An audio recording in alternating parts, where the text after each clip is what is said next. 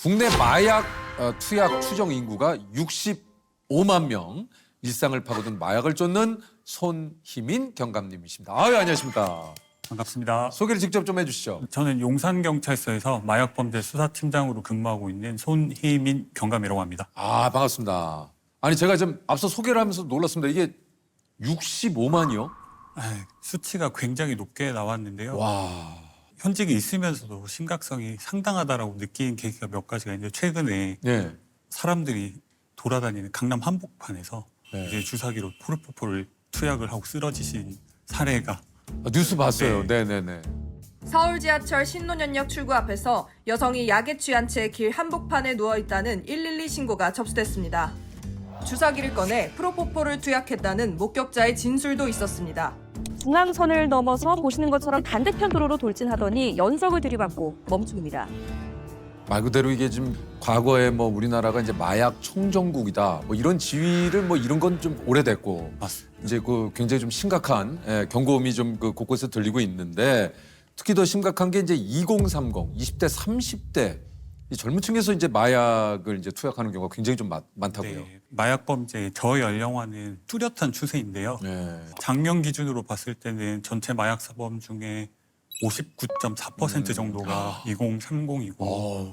이대로 계속 가다가는 그 미국의 필라델피아 거리에 있는 그 맞아요, 좀비들처럼 서 있는 그 좀비랜드의 광경이 우리나라에서도 펼쳐질 수 있지 않을까 많이 걱정이 되는 상황입니다. 이게 이제 갑자기 어디가 이렇게 뭐 뚫린 것도 아니고 이렇게 우리나라에서 마약이 이렇게까지 좀 빈번해지고 일상화된 이유가 좀 있을까요?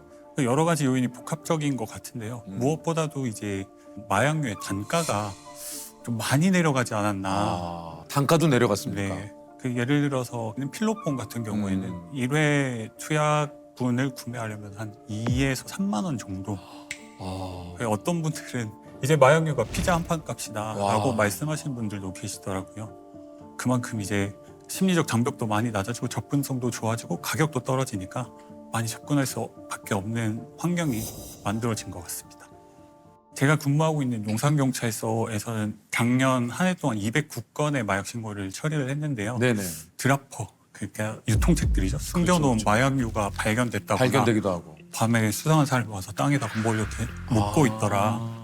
이런 신고도 있었고. 그래서 확실히 용산이 이태원이 있다 보니까 가장 많은 비중을 차지하는 거는 이태원 거리에서 술을 마시고 잠깐 정신이 잃었는데 아무래도 내가 누군가 내 술에 마약을 넣었던 것 같다.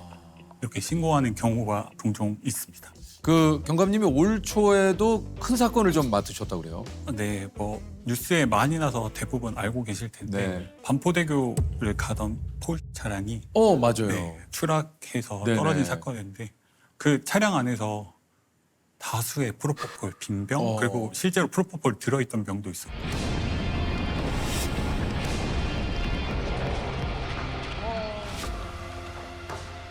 사고 현장에선 다량의 프로포폴을 비롯해 마취용 약물과 일회용 주사기 등이 발견됐습니다.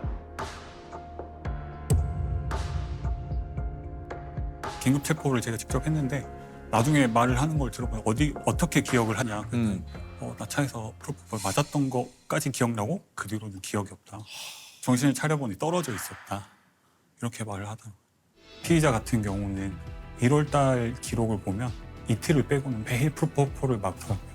포르쉐 운전자한테 마약류를 제공했던 병원을 계속 수사를 하다 보니 되게 많은 환자들이 반복적으로 되게 짧은 주기로 그 병원을 방문하고 있었더라고요. 마약류 처방 이력을 쭉 살펴봤더니 심각한 경우에는 8개월 동안 200회가 넘는 마약류를 처방받기도 하고 하루에 3, 4군데, 많을 때는 5군데까지 병원을 돌아다니면서 프로포폴 맞고 다니는 환자도 있더라고요. 공통적으로 방문하는 병원 리스트들이 있어요. 지금도 그런 병원들 위주로 해서 집중적으로 수사하고 있습니다.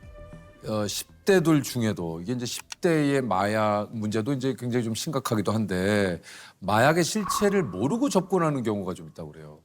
그렇죠. 이제 암암리에 요새 많이 퍼지고 있는 걸로 전자담배 형태로 전자담배 카트리지에 액상 마약류를 담아서 이렇게 유통되는 경우가 있다 보니까 제2의 프로포폴로 불리는 에토미데이트는 과남용할 경우 의식불명 상태에 이를 수 있다고 전문가들은 경고합니다.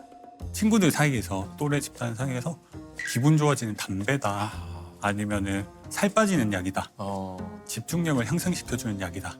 이런 식으로 이제 처방받지 않은 향정신성 의약품을 투약하기 시작하다가 이제 점점 이제 중독이 되는 네. 거죠. 마약에 손대고 신종 마약까지 이제 가는 거죠. 그러니까 이제 말씀하신 대로 진짜 친구가 야 이거 나 해봤는데 전혀 뭐 아무 문제 없어. 이거 그냥 아무렇지도 않은 거야. 그리고 나중에 뭐 실제로 체포가 되거나 하는 경우에도 발뺌을 하는 경우가 많아요. 예를 들어서 나는 그냥 전자음인 몰랐다. 줄 알았다. 이게 내가 마약류인지 어떻게 아냐. 똑같이 생겼는데. 근데 그렇더라도 만약에 마약을 그런 식으로 뭐 이제 접했다면 이건 이제 법에 따른 처벌을 받는 거죠. 당연하죠. 뭐 그런 변명은 소용이 없는 네, 거죠. 처벌은 피할 수가 없습니다. 그 전에는 이제 이태원 클럽에서 파티를 하다가 아파트로 장소를 이동해서 거기서 마약 파티를 하다가 한 명이 추락을 해서 사망을 했는데 그게 또 경찰관으로 밝혀져서 조금 맞아요. 기억이 나요. 기억이 나요. 많이 화제가 됐었던 적이 있습니다. 강원경찰청 소속 경장이 추락해 숨진 서울 용산의 고층 아파트. 일행 중에는 비뇨기과 의사와 대기업 직원, 헬스 트레이너, 대학생 등이 있었습니다. 경찰은 이들이 단체로 엑스터시, 케타민 등 마약을 투약했던 거로 보고 있습니다. 이제 마약을 수사해야 되는 경찰 조직의 일원이 마약을 투약했다. 이게 밝혀진 사건이다 보니까 이런 일련의 사건들을 보면서 우리 사회 곳곳에 마약이 퍼져 있구나. 그걸 계기로 이제 경찰 공무원 채용 시에 모두 다 6종 마약류를 다 검사하기로 법률이 개정돼서 25년부터는 모두 마약 검사를 받고 있고요. 올해부터는 이제 모든 공무원으로 확대돼서 전체 공무원이 채용 시에 마약 검사를 필수적으로 받게 돼 있습니다. 신고받고 출동을 하면 이제 마약에 취해서 이게 이제 출동하신 그 경찰분들을 좀 위협하기도 한다면서요. 칼을 들고 뭐 흉기난동을 부린다던가 아니면은 투신을 하겠다고 협박을 한다던가 환각이나 이런 증상들이 있다 보니까 누가 자기를 죽이러 왔다라고 아예 망상을 하면서 흉기를 들고 대항하는 경우도 있고요. 이게 이제 마약을 투약한 사람들을 검거하는 것도 일입니다만 잡아온다고 하더라도 계속해서 끊임없이 그러니까 이제 진짜 현장에 있는 분들의 스트레스와 이게 좀 힘든 부분이 정말 좀 많으실 것 같다고 생각합니다. 아무래도 마약류 사범에 대한 처벌이 좀 더 강화될 필요가 있지 않나. 저희 재범인 피의자를 구속해서 송치했는데도 4개월 있다 또 나와서 연락이 온다던가 좀 격리를 오래 시켜서 최소한 중독 치료를 완료를 하고 나올 수 있는 시스템이 갖춰지면 좀 더 좋지 않을까. 자기가 체포당할 거를 예상을 했는지 대형 로펌을 선임해서 변호사를 대동하고 자진 출석한 피의자가 있었는데요. 저희 경찰서 와서 조사를 받고 채 한 달이 지나지 않아서 또 필로폰을 투약하고 흉기를 들고 난동을 부리다가 체포되기도 했었습니다. 당연히 자기가 지금 중하게 처벌받을 게 예상되는데도 불구하고 그 충동을 이기지 못해서 계속해서 이제 투약을 하는 거죠. 중독이라는 건 처음부터 내가 중독이 되겠다라고 생각하고 시작하는 경우는 없거든요. 자기 의지로 끊는 게 정말 쉽지 않거든요. 그래서 애초에 호기심조차 갖지 않는 게 좋다고 생각합니다.